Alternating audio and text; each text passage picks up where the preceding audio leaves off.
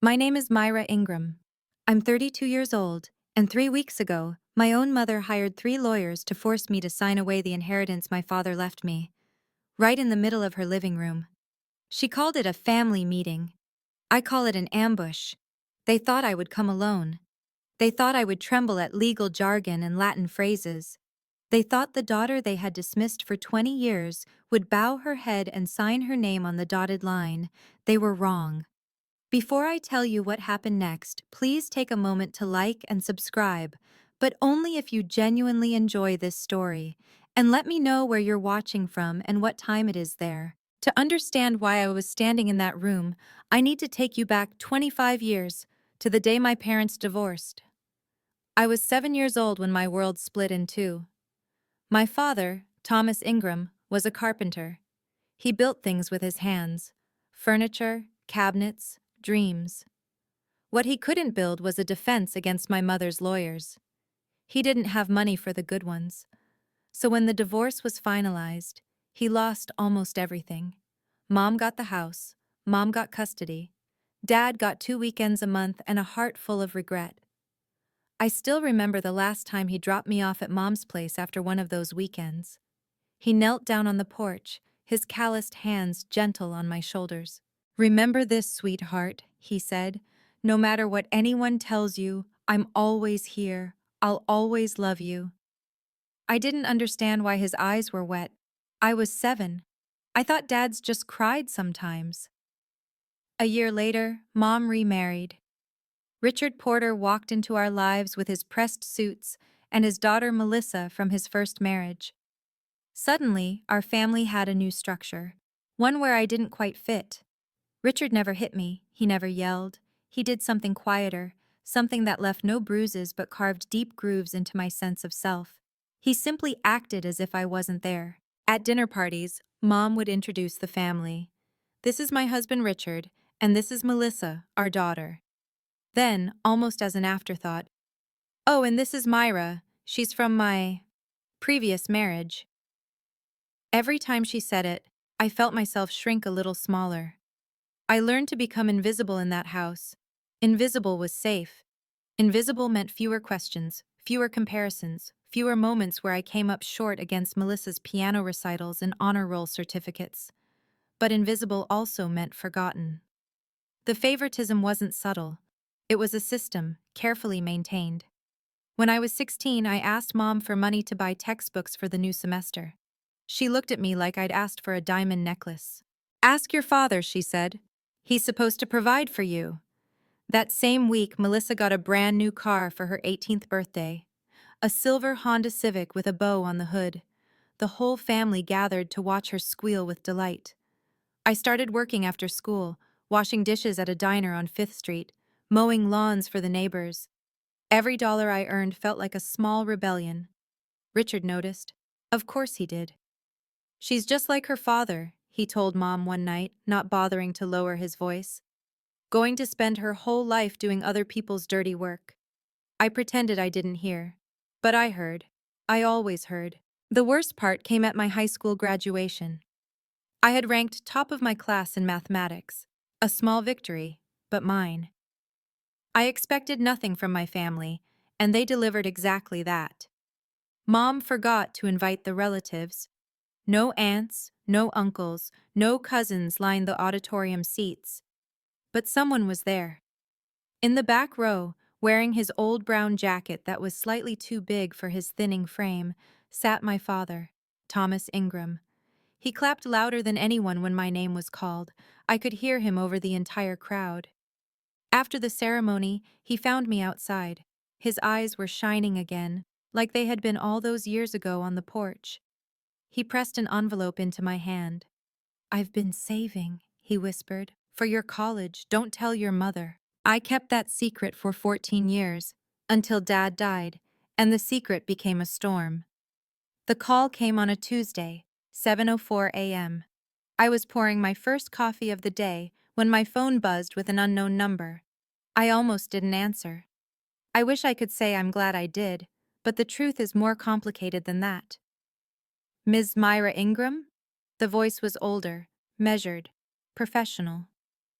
"Speaking." My name is Harold Whitmore. I'm an estate attorney. I was your father's lawyer and his friend. A pause. I'm very sorry to inform you that Thomas Ingram passed away 3 days ago. It was his heart. He went peacefully, in his sleep.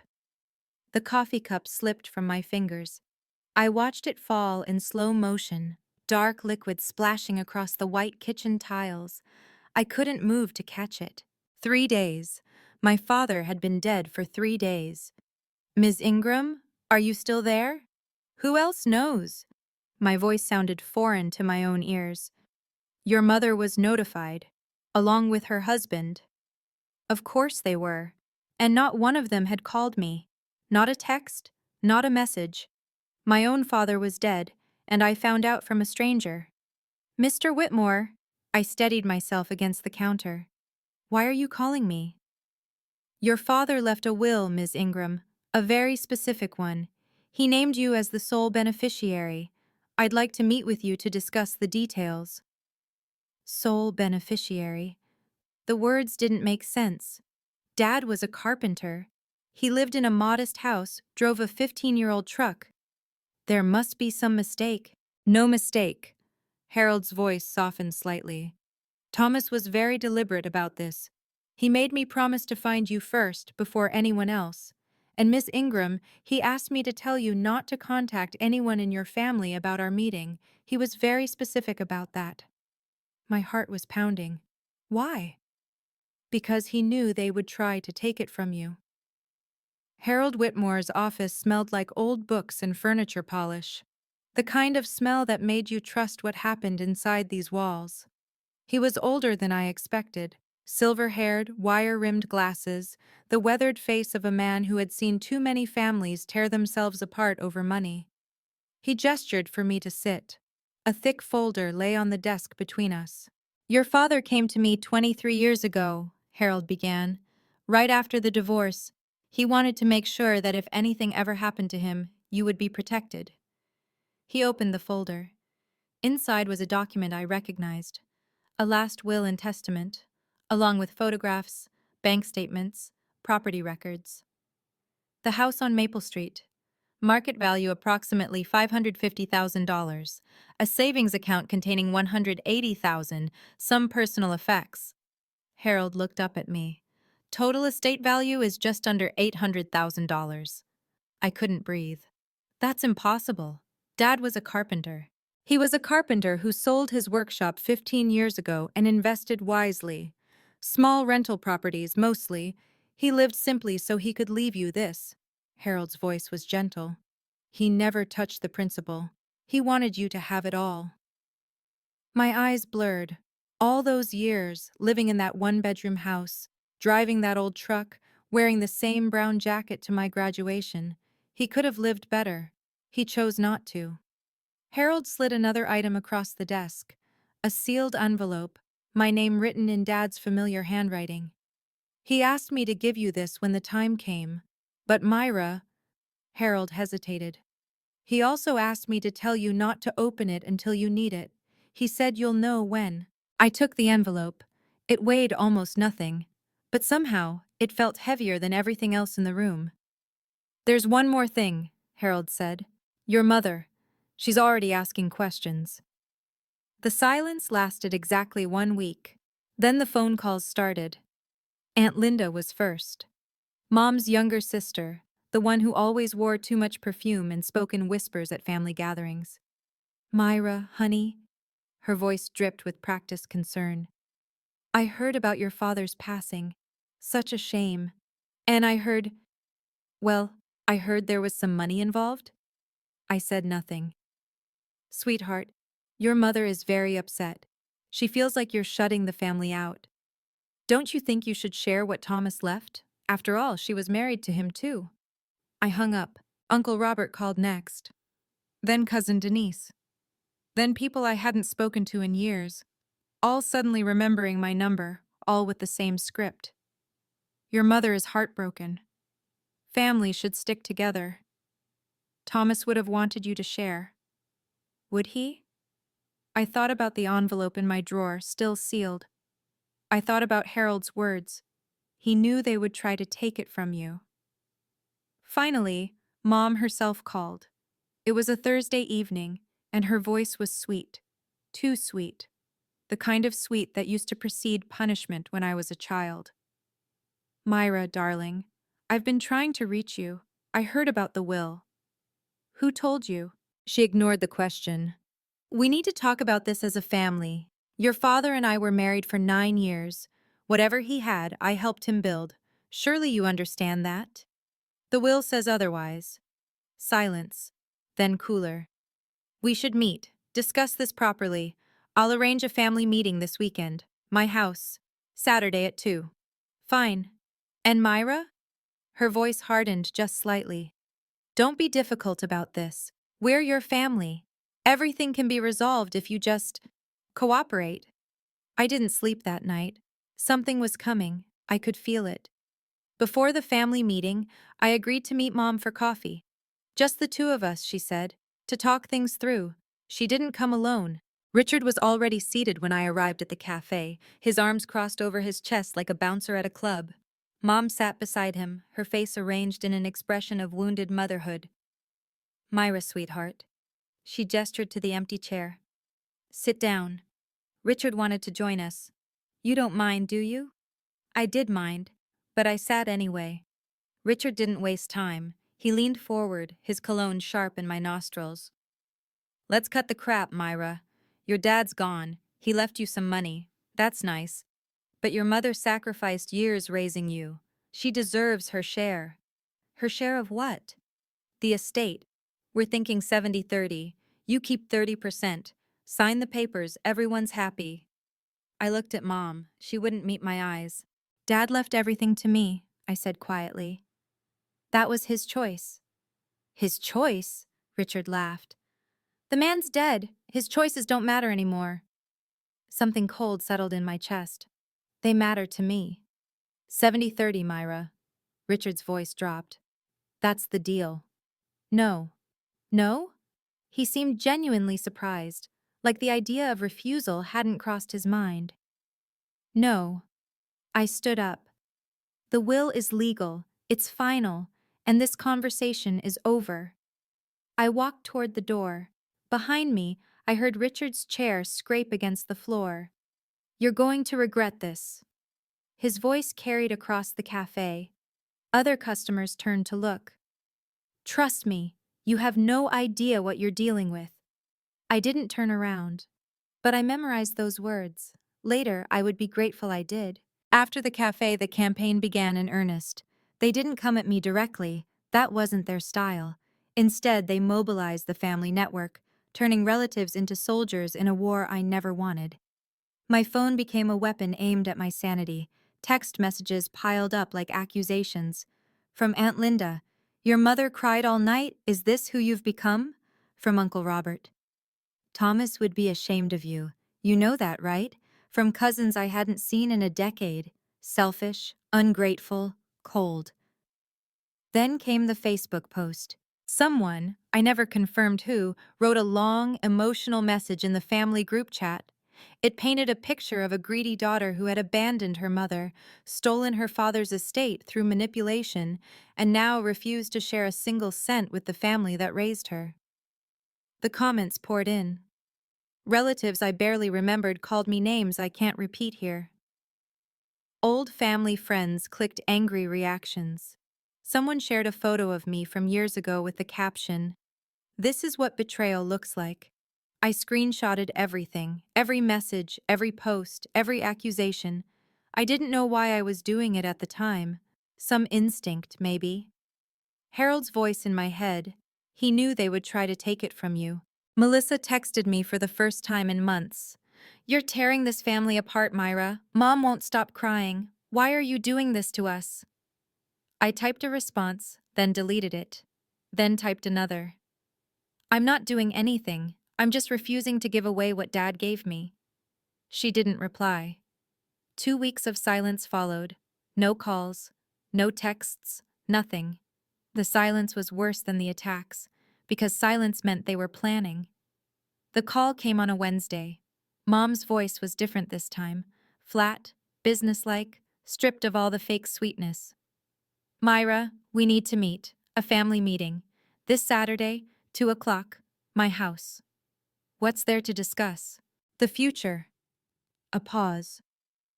How we can all move forward. Richard thinks, we all think, there's a way to resolve this without lawyers, without courts, like a family. Something about the word lawyers made my stomach tighten. The way she said it, too casual, too rehearsed. Fine, I'll be there. Good. Was that satisfaction in her voice? And Myra? Come with an open mind. We just want what's best for everyone.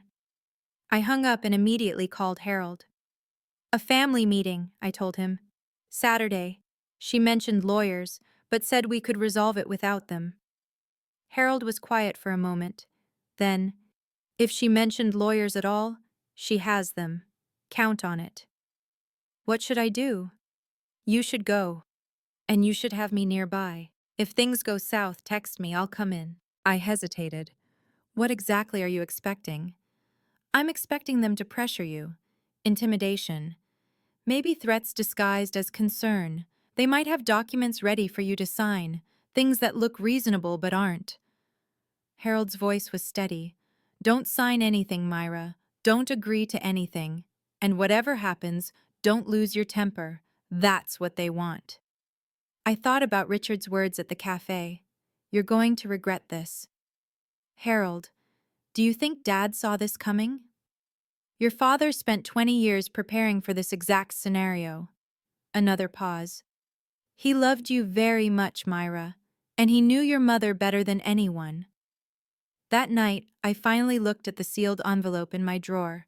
Not yet, but soon. The night before the family meeting, I opened the envelope. Dad's handwriting filled the page, slightly shaky, as if written by an older hand, but unmistakably his. The same hand that had signed my birthday cards, my graduation check, every small note he'd ever sent. My dearest Myra, if you're reading this, I'm gone. And if Harold gave this to you now, it means your mother has started. I always knew she would. Some things never change. There's something I never told you. During the divorce, your mother threatened to take you away completely. No visits, no contact. She had a lawyer friend who said he could make it happen. I was terrified. You were only 7. So I signed away everything. The house, the savings, all of it. Just to keep my weekends with you. Just to keep some piece of my daughter in my life. I was wrong to give in. I should have fought harder. That regret has followed me every day since. But I won't let you make the same mistake. I won't let you bow to people who don't deserve your respect. Everything is prepared. Harold has the documentation, the will, the medical evaluations, every legal protection I could think of. He also has recordings, things your mother said, things she thought no one would ever hear. Trust Harold, trust yourself. And remember what I told you on that porch when you were 7. I'm always here, I'll always love you. Ways. Don't let them take what's yours, sweetheart. Not the money. That's just paper. Don't let them take your dignity. Your right to stand tall. That's my real gift to you. Love always, Dad. I sat in the dark for a long time after that, the letter pressed against my chest, tears streaming down my face. He had known. He had prepared. Even from beyond the grave, Dad was still protecting me. Friday morning, Harold's office, the last strategy session before the battle. He spread documents across the conference table like a general planning a campaign. The will, notarized and witnessed. Medical certifications confirming Dad's mental competence. Property records, bank statements. Everything organized, everything bulletproof. They'll try to claim Thomas wasn't of sound mind, Harold said. That's their only angle. They might have a family member willing to testify that he was confused, forgetful, easily manipulated. Aunt Linda, I said immediately. She'd lie for Mom. Then we have this. Harold held up a folder. Psychiatric evaluation from Dr. Patricia Morrison, conducted 8 weeks before your father's death. Full cognitive assessment. Thomas passed with flying colors. Any judge in California will accept this. He set down another item, a USB drive. 47 text messages, 23 recorded phone calls, 15 social media posts, all documenting a coordinated harassment campaign against you. Harold's eyes met mine. If they try to play the victim, we have proof of who the real aggressors are. I stared at the small device. Dad told you to collect this? Your father told me to prepare for war. Harold's voice softened. He hoped it wouldn't come to this, but he knew your mother. He knew her husband. He wanted you armed. What if they have lawyers tomorrow? Then I come in. Harold handed me his card. Keep your phone accessible. If you see legal representation, text me one word. Now. I'll be parked 2 blocks away. I took a deep breath.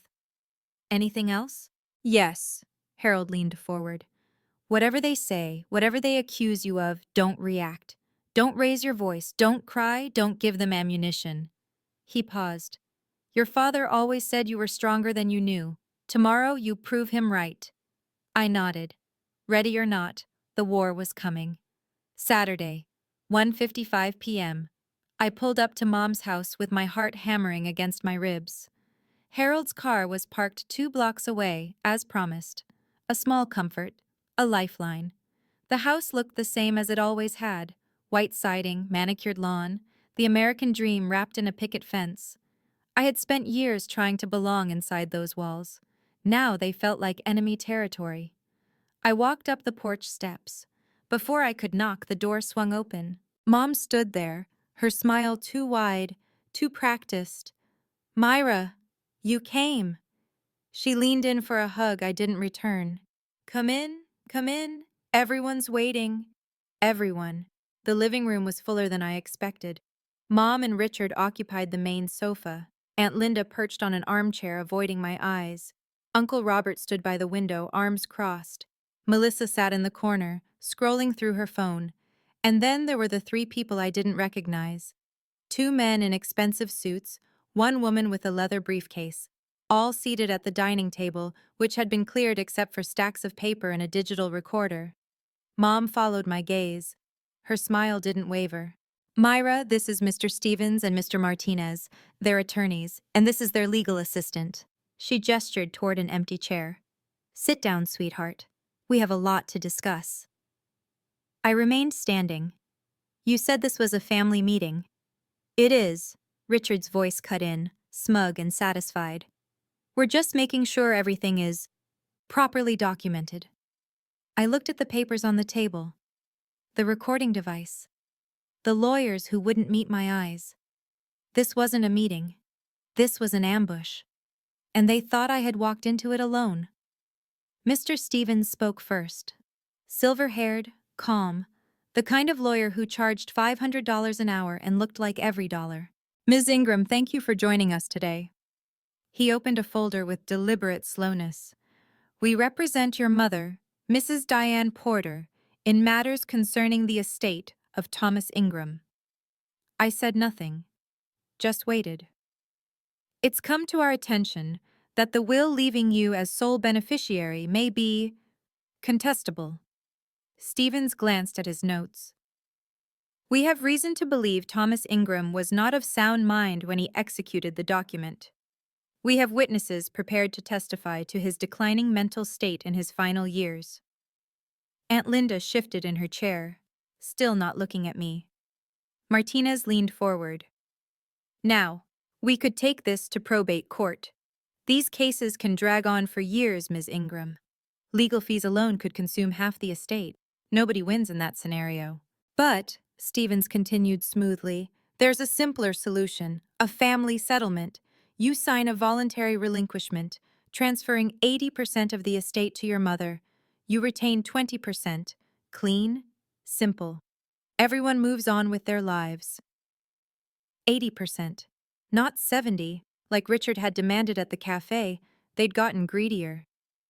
You're asking me to give away $600,000. We're asking you to be reasonable. Stevens pushed a thick stack of papers toward me. The documents are right here. Review them if you like, but I think you'll find everything is in order. I looked down at the top page, bold letters, Voluntary relinquishment of inheritance rights. Mom was watching me with bright, expectant eyes. Richard's smile could have cut glass. So, Stevens clicked his pen. Do we have a deal? I picked up the documents, flipped through them slowly. Then I smiled. You know what's funny? My smile seemed to confuse them. Richard recovered first. What's funny is you thinking you have a choice. He stood up, his face reddening. You're a nobody, Myra. A nobody with a nothing degree working a nothing job. And now you've got a little money, and suddenly you think you're better than us? Richard, Mom started. No, Diane. She needs to hear this. He jabbed a finger in my direction. You're just like your father. Stubborn. Stupid. He spent his whole life doing other people's dirty work, and he died alone in that crappy little house. That's your future, sweetheart. That's what you're protecting. Aunt Linda nodded eagerly. He's right, Myra. You've always been difficult, even as a child. Selfish, Uncle Robert added from the window. Always taking, never giving. Mom dabbed at her eyes with a tissue. The tears looked real. I'd seen her practice them enough times to know they weren't. I raised you, she said, her voice trembling. I sacrificed everything for you. I gave you a home when your father abandoned you. He didn't abandon me. And this is how you repay me? By hoarding money that rightfully belongs to this family? Stevens cleared his throat. Ms. Ingram, I'd encourage you to consider your position carefully. Contesting this will would be expensive, time-consuming, and ultimately futile. Especially with the testimony we've gathered about your father's mental decline. He slid a pen across the table. Sign the papers. End this gracefully. I looked around the room. At my mother's fake tears, at Richard's barely contained rage, at the relatives who had made my childhood a masterclass in invisibility. They had prepared everything, lawyers, witnesses, pressure, everything except for one thing. I reached for my phone. Actually, I said calmly, I think I'd like a second opinion. I typed one word and hit send. Now. Richard laughed. What are you doing? Texting your friends? Nobody's coming to save you, Myra. I wouldn't be so sure. 2 minutes passed in tense silence. Stevens and Martinez exchanged glances. Mom's smile began to falter. Then the doorbell rang. Everyone froze. Mom looked at Richard, who looked at the lawyers, who looked at each other. I'll get it, I said, standing. Sit down, Richard started, but I was already at the door. Harold Whitmore stood on the porch, impeccably dressed in a charcoal gray suit, leather briefcase in hand. Behind his wire-rimmed glasses, his eyes were steady and sharp. Good afternoon, he said, loud enough for the room to hear. I hope I'm not interrupting. He walked past me into the living room. The effect was immediate. Stevens straightened in his chair. Martinez's confident smile vanished. Mom's face drained of color. Ladies and gentlemen. Harold set his briefcase on the coffee table. My name is Harold Whitmore. I'm a licensed estate attorney in the state of California, and I've been representing the interests of Thomas Ingram for the past 25 years. He paused. I am now representing his daughter, Myra Ingram. Richard found his voice first. This is a private family matter, which now includes legal representation on both sides. Harold clicked open his briefcase. I understand you have some concerns about the validity of Thomas Ingram's will. I'm delighted to address them. He pulled out a thick folder, then a USB drive, then a sealed envelope. Mom stared at the items like they were snakes coiled on her coffee table. Now then. Harold settled into an empty chair, perfectly at ease. Where shall we begin? The ambush had just been ambushed. I need to pause here for a moment, because I want to ask you something. If you were me, sitting in that room, surrounded by family who saw you as nothing more than an obstacle between them and money, what would you have done? Would you have signed to keep the peace? Or would you have stood your ground? Let me know in the comments. And if you're invested in what Harold said next, hit that subscribe button. Because what happened after this changed everything. Harold opened the folder with the precision of a surgeon. Let's start with your claim that Thomas Ingram was not of sound mind when he executed his will. He slid a document across the table toward Stevens. This is a psychiatric evaluation conducted by Dr. Patricia Morrison, a board-certified psychiatrist, 8 weeks before Mr. Ingram's death. Comprehensive cognitive assessment, memory, reasoning, decision-making capacity. Stevens glanced at the paper. His expression flickered. The conclusion, Harold continued, is unambiguous. Thomas Ingram was fully competent. Any court in California will accept this evaluation. Your witnesses won't survive cross-examination. Aunt Linda shrank back in her chair. She suddenly seemed very interested in her shoes. Furthermore, Harold produced more papers. The will itself was executed in full compliance with California Probate Code Section 6110, 2 independent witnesses, notarized, legally airtight. He turned to Martinez. You mentioned probate court. I welcome it. We'd win, and then we'd countersue for frivolous litigation. Mom's voice came out strangled.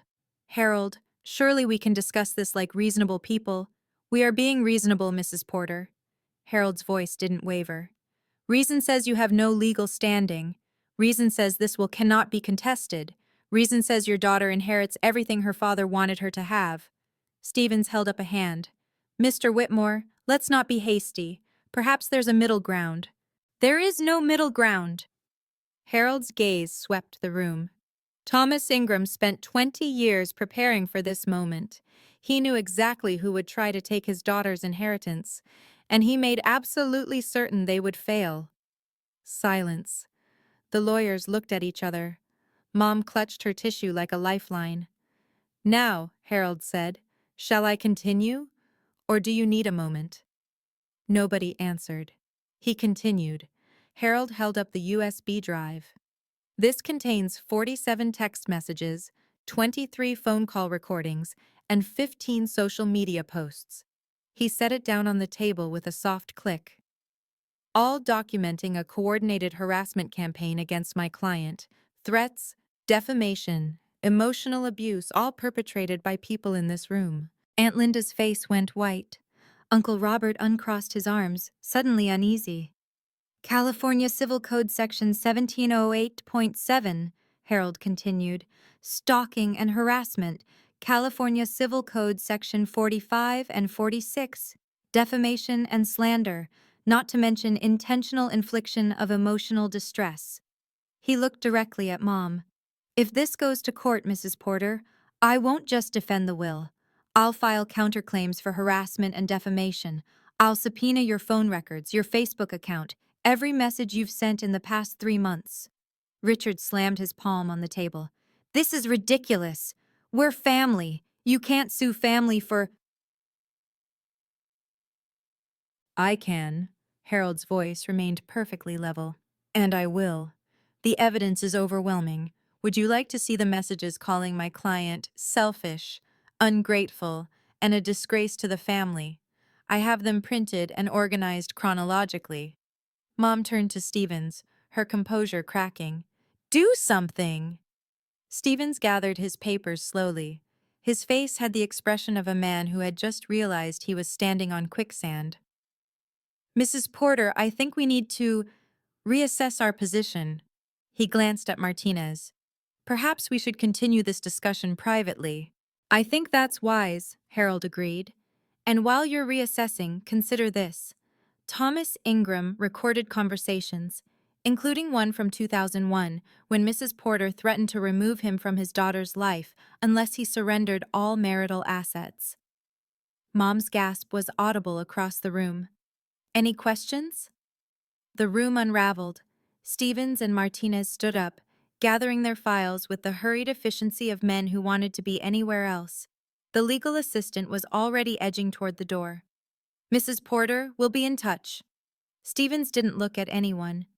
We recommend you seek alternative counsel regarding this matter.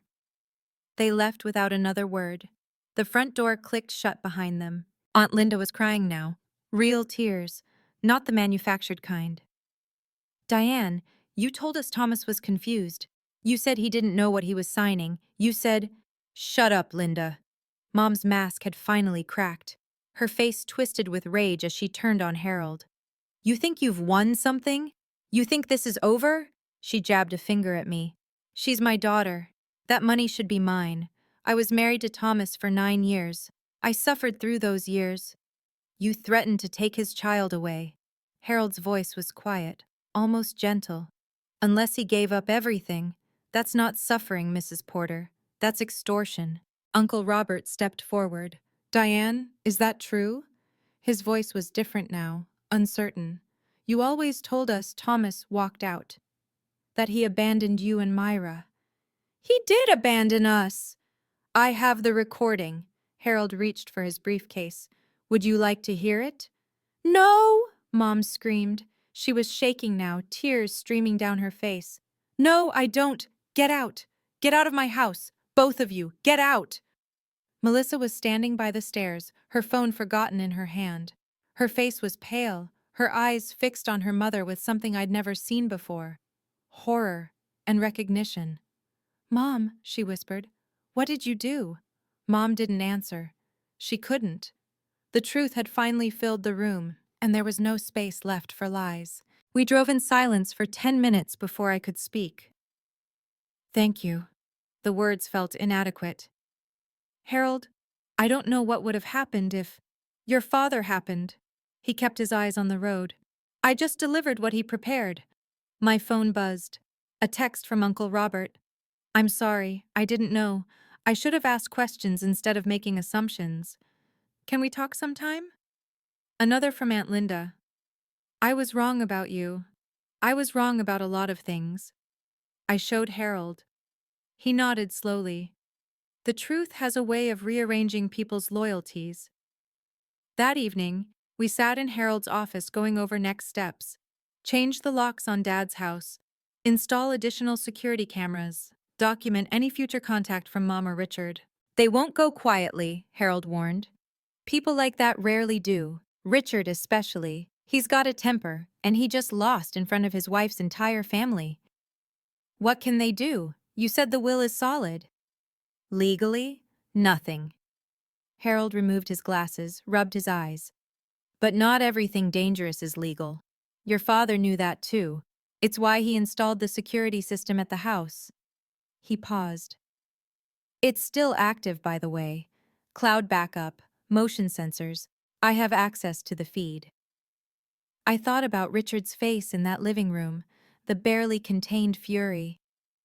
You really think they'd try something? I think you should be careful. At least until the dust settles.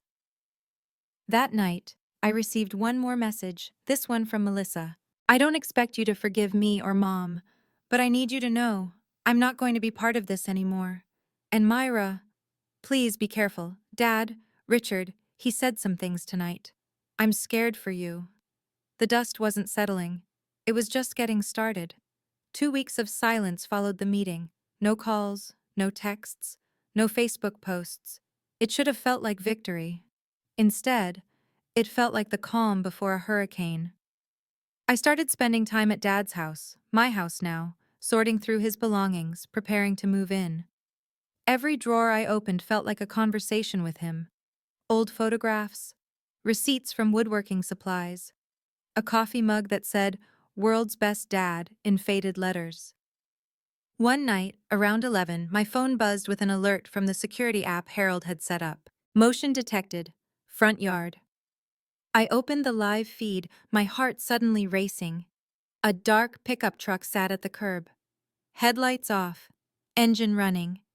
I couldn't see the driver through the tinted windows, but I recognized the truck. Richard's Ford F-150. For 15 minutes, it just sat there. I watched, barely breathing, as the camera recorded every second. Then, without warning, the truck pulled away and disappeared down the street.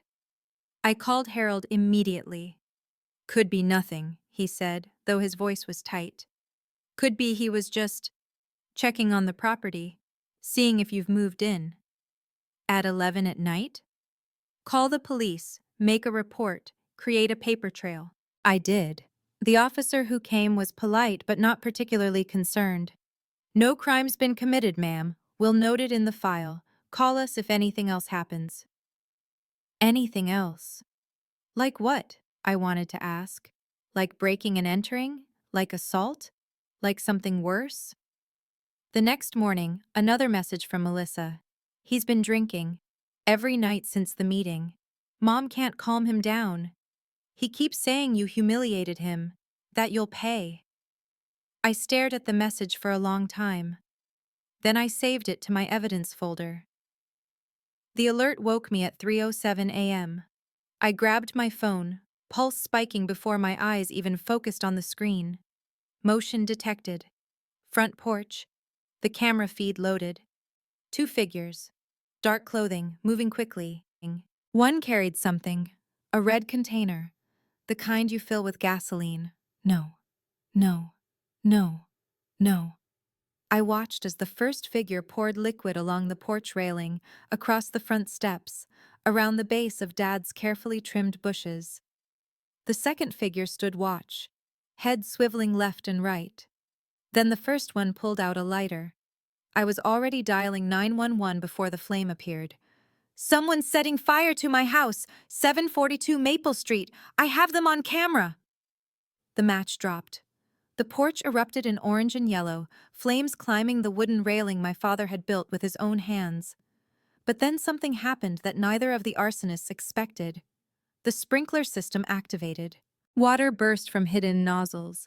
Dad had installed them years ago, a precaution I hadn't even known about until Harold mentioned it. The flames hissed and sputtered, fighting against the spray.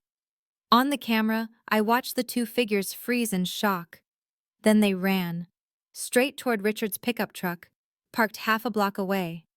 The camera caught the license plate as they drove off. Clear as day.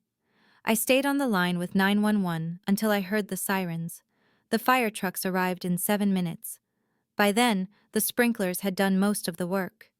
The porch was charred, the railing destroyed, but the house, Dad's house, my house, was still standing. The police came next. I showed them the footage. The officer's eyes widened when he saw the license plate. "We know that truck," he said.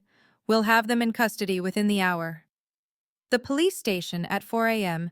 has a particular kind of fluorescent emptiness. I sat in a plastic chair, Harold beside me, watching officers move through the hallways like ghosts. Detective Aaron Brooks found us around 4:30, a solid man with tired eyes and a badge that looked like it had seen too much. "Ms. Ingram." He sat down across from us. "We've made 2 arrests, Richard Porter and Diane Porter." I had expected Richard, but hearing my mother's name was different. It landed somewhere in my chest and stayed there, heavy and cold. "We found them at their residence." Mr. Porter's clothes still smelled like gasoline. Mrs. Porter was attempting to delete messages from her phone. Brooks opened a folder. Our tech team recovered them. Communications between the two of them planning the fire, discussing timing. She knew Miss Ingram. She wasn't just an accomplice, she helped plan it. Harold's hand found my shoulder. "Would you like to see them?" Brooks asked. "You're under no obligation." I didn't want to. Every rational part of me screamed to go home, to let the justice system handle this, to never look at those faces again. But there was another part, the 7-year-old girl who had stood on that porch, watching her father cry. The teenager who had been made to feel invisible in her own home. The woman who had been called selfish for refusing to give away her dignity. "Yes," I said. "I want to see them." They put me behind one-way glass. Mom sat in interrogation room 2, her makeup smeared, her expensive blouse stained. She didn't look like the woman who had raised me, she looked like a stranger. When she spoke to the detective, her voice cracked. "She's my daughter. I would never hurt my daughter." But she had. She had tried to burn down everything my father left me. The trial took 4 months. It felt like 4 years. The evidence was overwhelming. Video footage, text messages, gasoline receipts traced to Richard's credit card, 2 neighbors who had seen the truck that night. There was no reasonable doubt to create. Richard went first on the stand. His lawyer tried to paint him as a man driven to desperation by financial pressure. His business had been failing for years, drowning in debt. The inheritance would have saved him. The jury didn't care about his desperation. They cared about the gasoline, the match, the flames. Guilty. Arson in the first degree. Conspiracy to commit arson. 10 years. 7 for the fire. 3 for the conspiracy. Eligible for parole in 6. Mom's lawyer took a different approach. She was a victim, he argued. Manipulated by her husband. Frightened into compliance, she never wanted anyone to get hurt. The text told a different story. If we can't have the money, she doesn't get to keep the house. Burn it down. Her own words, in her own hand. Guilty. Conspiracy to commit arson. 5 years. Possible parole after 3 with good behavior. When the judge read the sentence, Mom turned to look at me through the gallery. Her eyes were red, her face hollow. She mouthed something. It took me a moment to read her lips. "You'll regret this." The same words Richard had said at the cafe. The same words he'd said in her living room. I held her gaze until the bailiff led her away. Outside the courthouse, Harold walked me to my car. "How do you feel?" I thought about it. I don't feel like I won.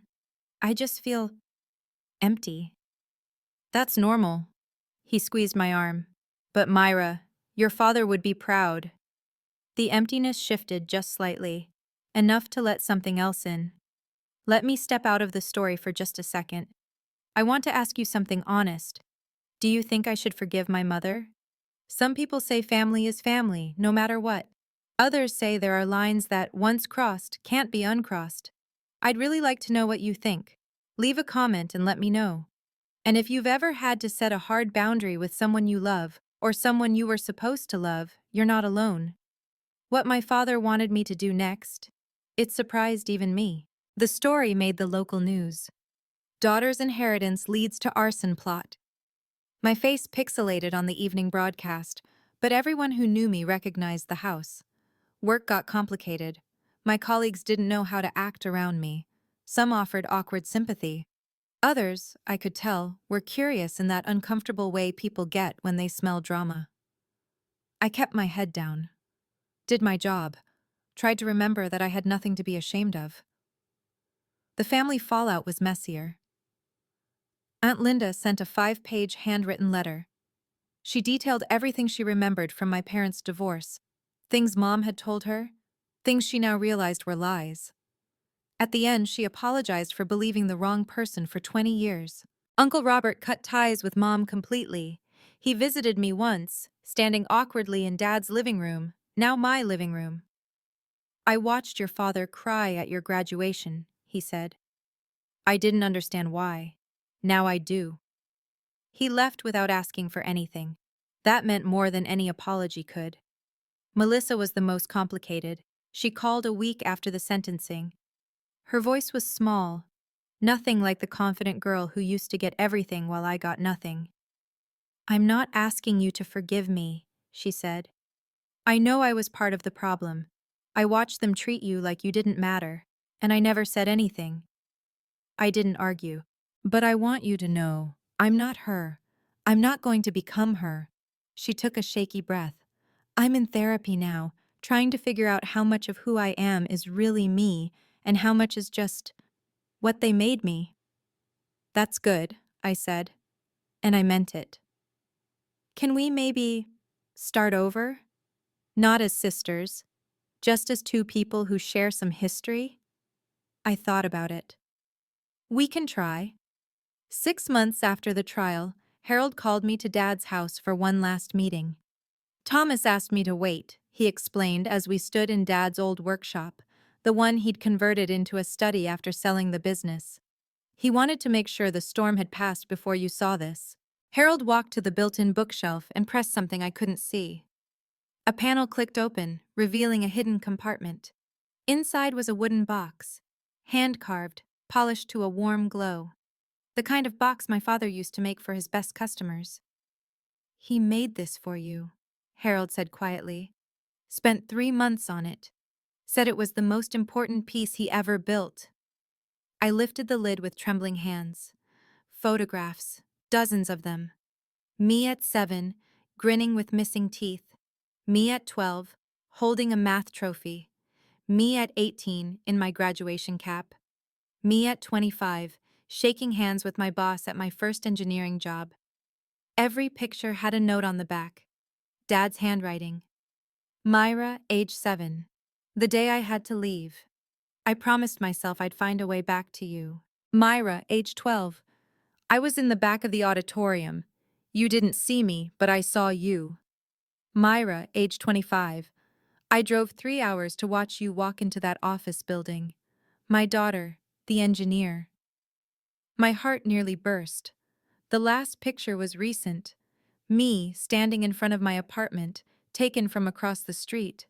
The note read, "My beautiful girl, every choice you've made on your own. I couldn't be more proud. The money is just paper. This, these moments, this is what I'm really leaving you. The proof that I was always there, that I always loved you, even when you couldn't see me." I held the box against my chest and wept. A year has passed since the trial. I live in Dad's house now. Our house. I kept his workshop exactly as he left it. The smell of sawdust and wood polish, his tools hanging in perfect rows on the pegboard, the workbench where he built beautiful things for people who appreciated them. Some nights, I sit out there with a cup of tea and talk to him. I know he can't hear me. Or maybe he can. Either way, it helps. The money sits in an investment account, mostly untouched. I still work my engineering job. I still drive my practical car. Dad lived simply because he believed wealth was about security, not display. I understand that now. Mom is still in prison. She sends letters sometimes. I don't read them. That's not cruelty, it's protection. Harold helped me see the difference. Richard has another 4 years minimum. I have a permanent restraining order for when he gets out. The legal system moves slowly, but it moves. Melissa visits occasionally. We're not close. I don't know if we ever will be, but we're not strangers anymore. She's building her own life, far from the shadow of our parents' choices. I respect that. The family reunions I used to dread? I don't attend them. Not out of bitterness, but because I've learned that obligation isn't the same as love, and DNA isn't the same as loyalty. I have dinner with Uncle Robert once a month. Aunt Linda sends Christmas cards. These small connections, freely chosen, mean more than all the forced proximity of my childhood. I'm not angry anymore. Anger takes too much energy, and I have better uses for mine. But I'm not naive either. I know what people are capable of when money is involved. I know what my own mother was willing to do. I won't forget. But I refuse to let it define me. Sometimes I stand on the front porch, rebuilt now, with the same design Dad originally created, and look out at the street where everything almost ended. I think about the fire, the sprinklers kicking in like Dad was reaching through time to protect me one more time, the cameras that caught every second, the planning and preparation of a man who knew his ex-wife better than anyone, who understood that some people don't stop until they've taken everything or destroyed what they can't have. He didn't just leave me money. He left me armor, and more than that, he left me permission. Permission to say no. Permission to set boundaries. Permission to walk away from people whose love has conditions attached, price tags scribbled in the margins. I used to think family meant forever, no matter what. I used to think blood obligated you to forgive anything, endure anything, accept anything. Dad taught me different. Not through words, through actions. Through 20 years of patient waiting, careful planning, and quiet, steady love that asked nothing in return. If you're watching this, and you recognize something in my story, if you've been made to feel small by the people who were supposed to lift you up, if you've been called selfish for protecting yourself, if you've wondered whether you have the right to say enough, let me tell you what I learned. You don't owe anyone your dignity, not your parents, not your siblings, not anyone. Love should feel like warmth, not like a transaction. And boundaries aren't walls you build to keep people out. They're doors you install so you can choose who gets in. My father left me a house. He left me money. But the real inheritance was simpler and more valuable than any of that. He left me the right to stand tall. And I will never let anyone take that from me again. Thank you for staying with me until the end. If this story meant something to you, or made you think about the boundaries in your own life, I'd love to hear about it in the comments. Have you ever had to stand up to family? How did it change you? If you want more stories like this one, about family, about justice, about finding your voice, subscribe and check out the other videos in the description. I'll see you in the next one.